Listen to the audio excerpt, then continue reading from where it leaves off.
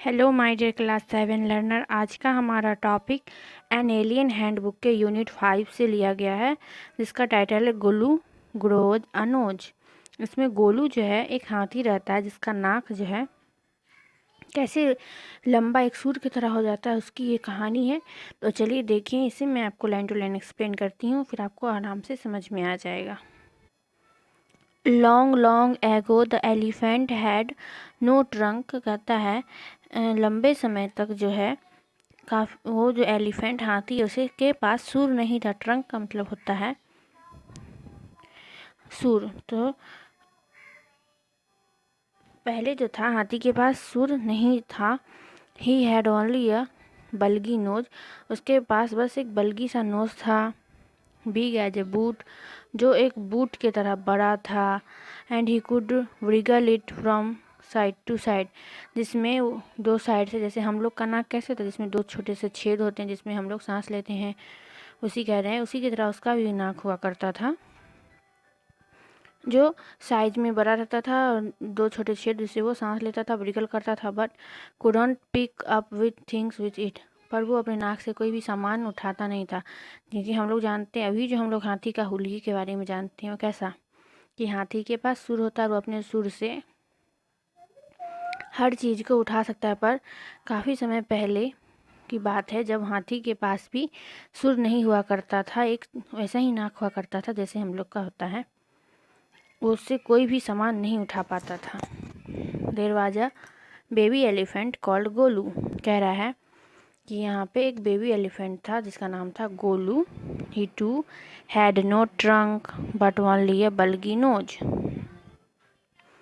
जिसके पास ट्रंक नहीं था। यहाँ पे जो बात हो रही हुआ है गोलू नाम के हाथी की, जिसके पास ट्रंक नहीं था बल्कि एक बस बल्गी नोज था। एज स्मॉल बूट, जो एक छोटा सा बूट जैसे जूता होता बस उतना ही छोटे था उसका नाक, जैसा कि आप इस फिगर में देख रहे हैं। ये पहले जो हाथी था उसका नाक कैसा था, बिल्कुल ऐसा ही था। And Golu was full of questions he asked his tall aunt. और वो जो छोटा बेबी एलिफेंट था गोलू, वो क्या था, उसके पास हर टाइम कुछ ना कुछ क्वेश्चन उसके दिमाग में चलते रहते थे, जो अपने जंगल में हर किसी से पूछा करता था। इसने एक दिन किससे पूछा, आस्क्ड हिज टॉल आंट, जो उससे बड़ी आंटी थी, द ऑस्ट्रिच। उसकी आंटी कौन थी, ऑस्ट्रिच आंटी से वो पूछता है, why don't you ever fly like other bird. तो ऑस्ट्रिच के बारे में आपको पता है, ऑस्ट्रिच एक ऐसी चिड़िया है जो उड़ नहीं सकती। तो वो जो हाथी था बल्गी नोज वाला, वो ऑस्ट्रिच आंटी से पूछता है कि आप जो है अन्य चिड़िया की तरह आप क्यों नहीं उड़ते हो, क्यों नहीं फ्लाई करते हैं। Then he asked his tall uncle. तब वो अपने से बड़े अंकल, या जिराफ जो है, जंगल में जो जिराफ रहता है, उससे वो हाथी पूछता है, what makes your skin so spotty. आपको पता है जिराफ का शरीर कैसा होता है, स्पॉटी होता है, धब्बेदार होता है इसका शरीर का जो स्किन होता है। फिर वो जो है एलिफेंट गोलू, वो जिराफ से कहता है कि क्यों आपका जो स्किन है या इतना स्पॉटी है। He asked the huge uncle the hippopotamus. और फिर वो अपने अंकल हिप्पोपोटामस से फिर पूछता है, why are your eyes always so red. तो फिर वो किससे पूछता है, ह्यूज अंकल, बड़ा अंकल जो है उसका हिप्पोपोटामस, उससे पूछता है कि आपकी आंख हर समय लाल क्यों रहती है। हिप्पो की आंख जो है हर समय लाल रहती है। तो वो उससे पूछता है, आपकी आंख हर टाइम लाल क्यों रहती है। He ask his hairy uncle the baboon. फिर वो अपने हेयरी अंकल बैबून से पूछता है, why do melon taste like melons, की मेलन जो होता है उसका टेस्ट मेलन की तरह ही क्यों होता है। फिर the ostrich, the giraffe, the hippopotamus and the baboon had no answer to Golu question. ये सारे क्वेश्चन जिससे भी वो एलिफेंट गोलू ने पूछा था, ऑस्ट्रिच से, जिराफ से, हिप्पोपोटामस से, बैबन से, तो उन सब के पास गोलू के इन सवालों का आंसर नहीं रहता है। Golu is a naughty boy, they said he ask such difficult question. Golu जो है अपने जंगल का सबसे नटखट बच्चा है। जिसके पास हर टाइम कुछ ना कुछ मुश्किल से भरा सवाल रहता है, कुछ ऐसा सवाल रहता है जिसका जवाब किसी के पास नहीं रहता है। शरारती है काफ़ी वो। One day Golu met the myna bird sitting in the middle of a bus. फिर एक दिन वो जो माइना चिड़िया है उससे सवाल करता है। तो वो चिड़िया कहाँ बैठी हुई है?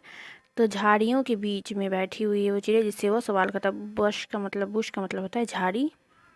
तो उससे क्या सवाल करता है? What does the crocodile have for dinner?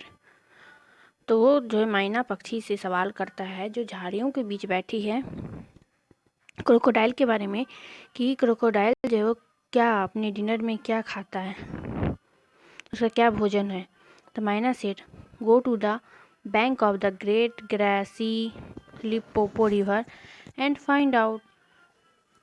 तो माइना जो बर्ड है वो गोलू से कहती है, तुम्हें अगर क्रोकोडाइल के भोजन के बारे में जानना है तो तुम जाओ जो जो जहाँ पे काफ़ी जंगल झाड़ जैसा इलाका जो है और लिम्पोपो रिवर नदी है, लिम्पोपो एक नदी है, उसके किनारे पे जाओ, वहीं पे वो क्रोकोडाइल रहता है उसी नदी में।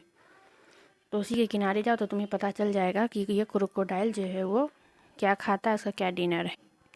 Golu went home. तो फिर गोलू फिर कहाँ चला जाता है? पक्षी से सारा सवाल करके वो फिर अपने घर चला जाता है। And he took 100 sugar canes, 50 dozen banana and 25 melons. और वो क्या लेके आता है? तो 100 बंडल होता है शुगर कैन गन्ने का, 50 दर्जन केला और 25 कम से कम कर तकरीबन मेलन ले जाता है। Then he said to his family good bye. और फिर अपने परिवार को क्या कहता है? Good bye, I am going to great grassy Limpopo river, I will find out what the crocodile has for dinner. तो वो क्या करता है? शुगर कैन, बनाना और मेलन ये सब ले लेता है और फिर क्या करता है? अपने फैमिली को गुड बाय कह देता है और फिर कहता है कि मैं कहाँ जा रहा हूँ? ग्रासी लिम्पोपो रिवर के पास जा रहा हूँ। अपने परिवार को कहता है क्या खोजने? तो वो क्रोकोडाइल का भोजन क्या है वो मैं ढूंढने जा रहा हूँ, क्रोकोडाइल क्या खाता है। He had never ever seen a crocodile and didn't know what one looked like. ये जो गोलू है एलिफेंट, बेबी एलिफेंट, उसने आज से पहले कभी भी क्रोकोडाइल को देखा नहीं, बस सुना है उसके बारे में। वो उसका हुलिया भी नहीं जानता क्योंकि ऐसा दिखने में होता है। इस एंड वो जा रहा है कहाँ? सर्च करने क्रोकोडाइल की डिनर क्या करता है। आगे देखिए क्या है। He met the python and asked him. फिर वहाँ पे वो किससे मिलता है? पाइथन से मिलता है। Have you ever seen a crocodile? उससे पूछता है कि क्या तुमने कभी क्रोकोडाइल को देखा है। What does he have for dinner? तुम जानते हैं कि वो अपने डिनर में क्या खाता है। तो ये सवाल एक उससे पूछता है। फिर पाइथन से रास्ते में उसे कौन मिलता है? पाइथन। पाइथन का मतलब होता है अजगर, जैसा कि आप इस फिगर में देख रहे होंगे, ये अजगर सांप है। वो उससे ये सवाल पूछता है क्रोकोडाइल के बारे में। The python uncoiled himself from the branch of a tree but said nothing. Golu politely helped him to coil around the branch again and said goodbye to him. तो वो जो पाइथन है जो पेड़ से लिपटा हुआ था, वो फिर उसके पेड़ से क्या करता है? अपने आप को, जैसा कि आप इस फिगर में देखें कि ये पाइथन जो कहाँ सा था? पेड़ से लिपटा हुआ था। जब उसने वो सवाल किया था तो वो अपने आप को फिर उससे हटा लेता है, अनकॉइल्ड हो जाता है और ब्रांच पे, ट्री के ब्रांच से आता है। उसे कुछ भी जवाब नहीं देता है। तो गोलू जो है वहाँ से क्या करता है? जब उसे कोई जवाब नहीं मिलता है तो वहाँ से उस पाइथन को गुड बाय करके वहाँ से फिर आराम से निकल जाता है। फिर Golu moved on eating sugar cane, bananas, melons. Golu रास्ते में क्या खाते हुए चलता है? शुगर कैन, बनाना और मेलन्स को जब खाते हुए अपना रास्ता चलते रहता है, क्योंकि अपने घर से क्या क्या लेके आया था? मेलन, शुगर कैन, बनाना सब अपने घर से वो लेके आया। क्यों? कहाँ जा रहा था?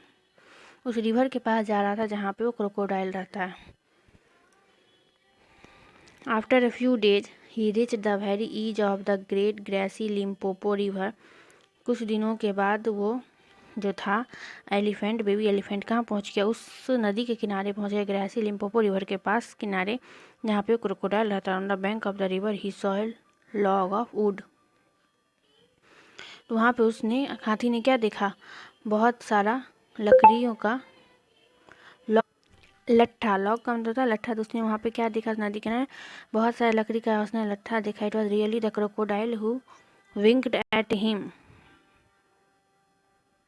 तो वो बेबी एलिफेंट क्या देखता है कि ये रियल में वास्तव में क्या था, क्रोकोडाइल ही था, मगरमच्छ ही था, जो उस पर क्या क्या विंक्ड किया। विंक्ड का मतलब होता है झपटना। जब वो नदी किनारे गया तो उसने क्या देखा, रियल में वास्तव में क्या था, एक मगरमच्छ ही था जो उस पर विंक्ड किया, झपटा।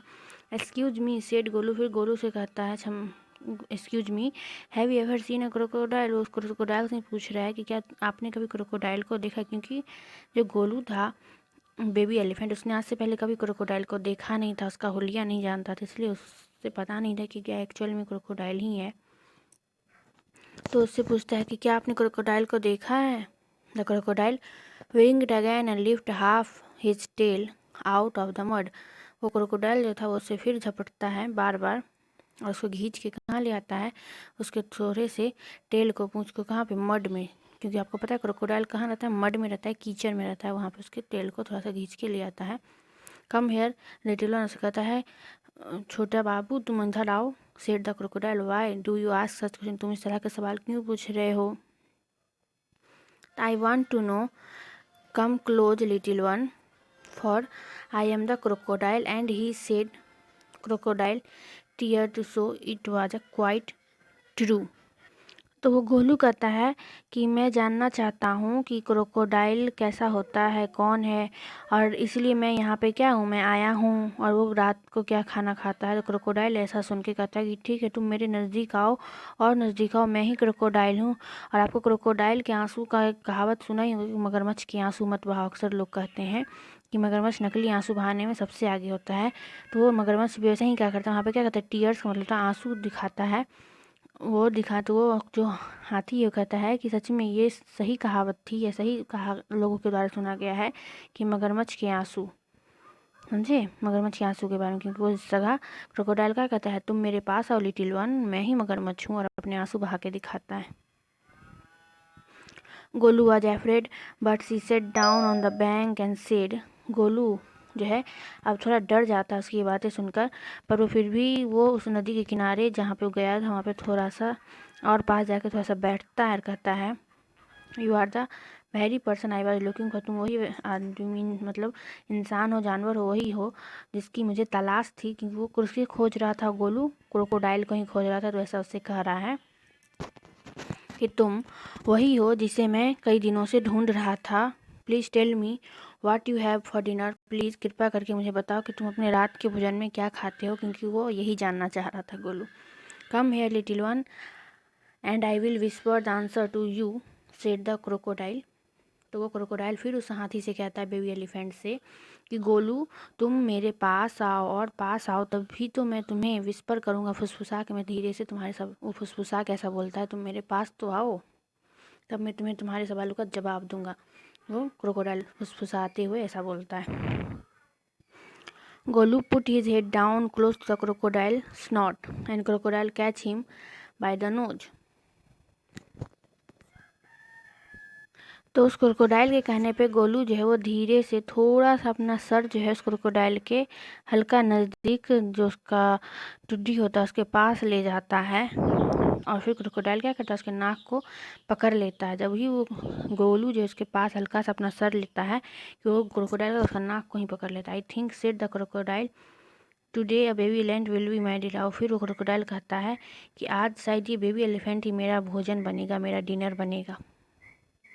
Late me go, you are hurting me my crocodile, screamed Golu.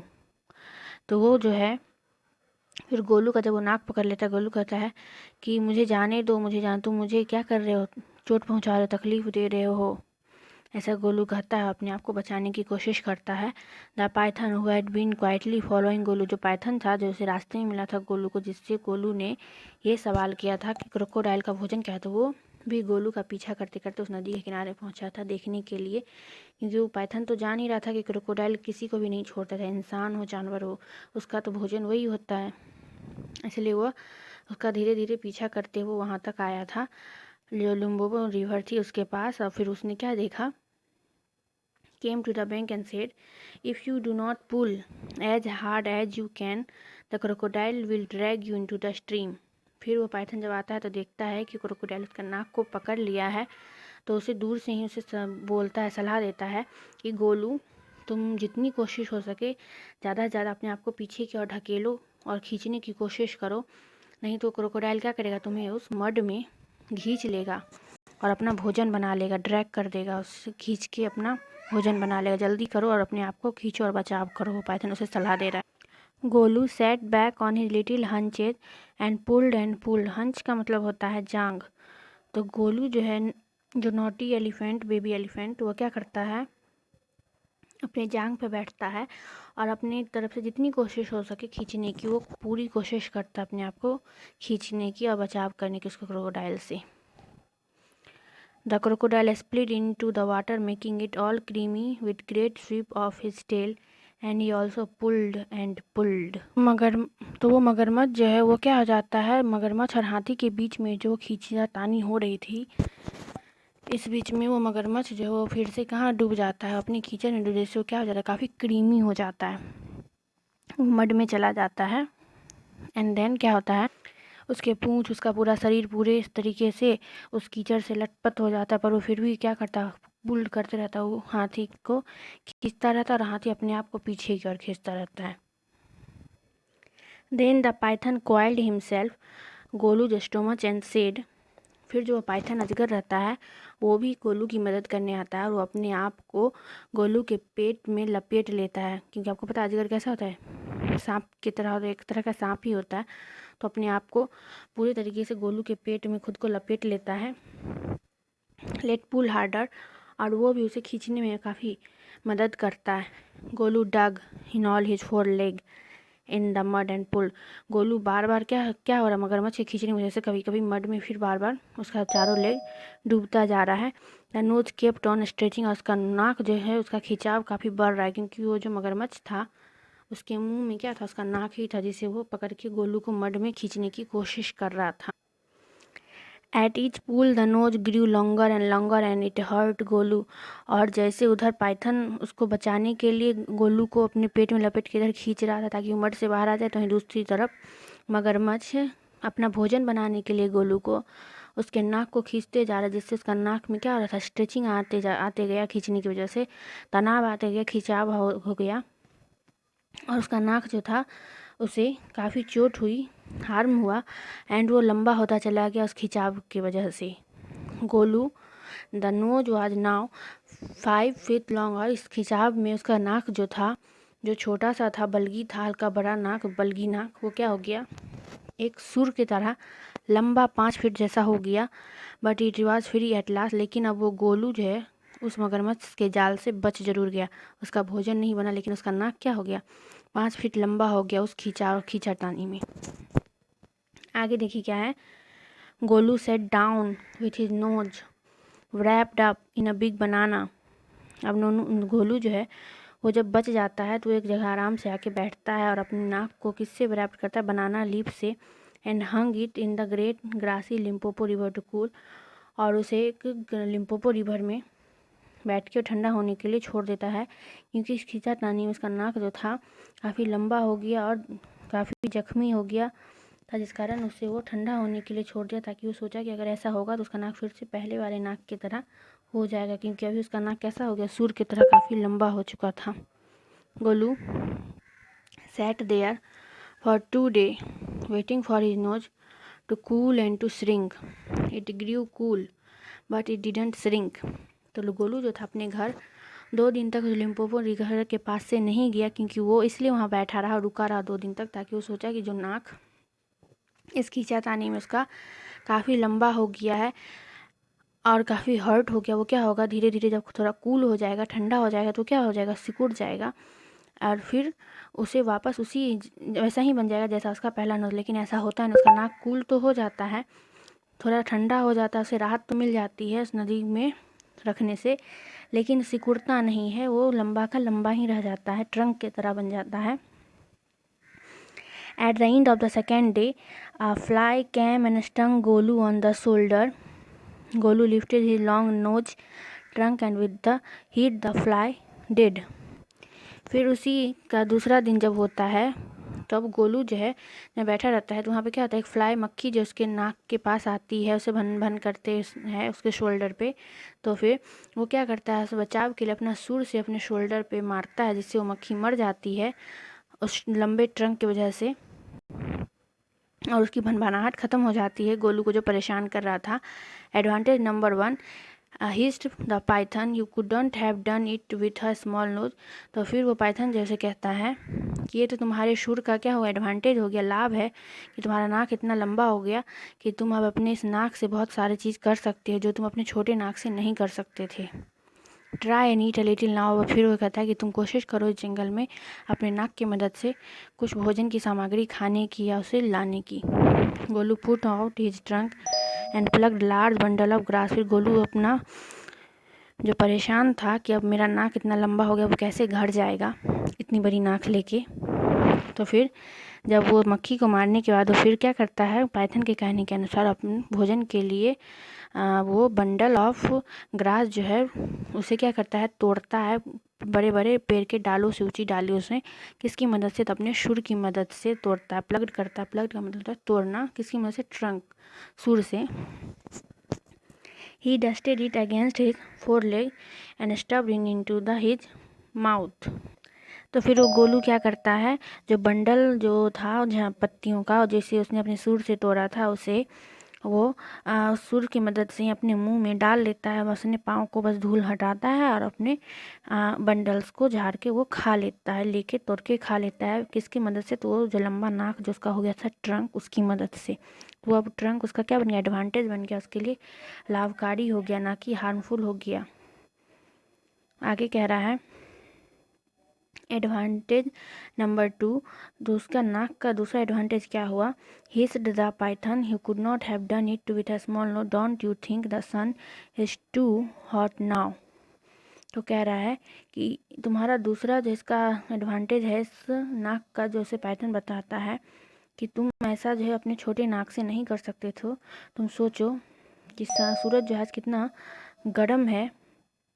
Golu scooped up some mud from the bank and slapped it on his head। तो वो गोलू जो है कुछ कीचड़ को लेता है उस नदी के किनारे से, उसे क्या करता है, स्लैप्ड कर देता है, अपने माथे पर डाल लेता है। Advantage number 3, hissed the python. फिर पाइथन करता है, उसको समझाता है कि तुम्हारा इस सुर का क्या तीसरा एडवांटेज लाभ है, you couldn't have done it with a small, जिसे तुम अपने छोटे नाक से नहीं कर सकते थे। Thank you my Python, said the Golu grateful. तो उसे समझाया पाइथन ने क्या, 3 एडवांटेज कि जो वो अपने उस छोटे नाक से नहीं कर सकता, लेकिन उसका नाक बड़ा हो जाने की वजह से वो आराम से कर लिया।